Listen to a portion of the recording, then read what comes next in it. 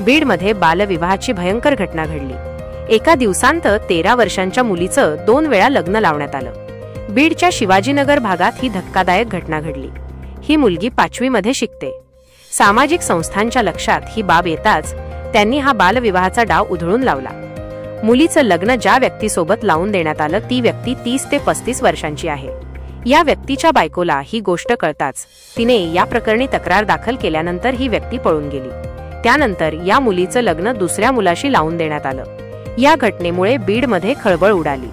या प्रकरणी 22 जणांविरोधात गुन्हा दाखल करण्यात आला आहे। लग्नानंतर या मुलीचा पहिला नवरा पळून गेला तर दुसऱ्या नवऱ्याला पोलिसांनी ताब्यात घेतलं आहे। 5वी पर्यंत शिक्षण घेतलेल्या या मुलीच्या बालविवाह प्रकरणात शिवाजीनगर पोलीस ठाण्यात काजीसह तब्बल 22 जणांविरोधात गुन्हा दाखल करण्यात आला। हा सर्व प्रकार शाहूनगर परिसरात घडल्याने शहरात एकच खळबळ उडाली आहे। फरार झालेल्या पहिल्या नवऱ्याचा पोलीस शोध घेत आहेत। पोलीस या प्रकरणाचा कसून तपास करत आहेत। बीडच्या शिवाजीनगर भागामध्ये राहणाऱ्या आणि 5वी मध्ये शिकणाऱ्या 13 वर्षांच्या मुलीचे 2 वेळा लग्न झाले। ही मुलगी सोमवारपासून 6वीच्या वर्गात जाण्यासाठी तयारी करत होती, पण त्यापूर्वीच तिच्या वडिलांनी आणि सावत्र आईने तिचे लग्न लावून दिले। या मुलीच्या आईने तिचे लग्न अगोदरच 2 लग्न झालेल्या आणि 2 मुलांचा बाप असलेल्या एका व्यक्तीशी लावून दिले। शाहूनगरमध्ये गुरुवारी घरातच हे लग्न पार पडलं। लग्नानंतर दोघांचे फोटोही काढण्यात आले होते।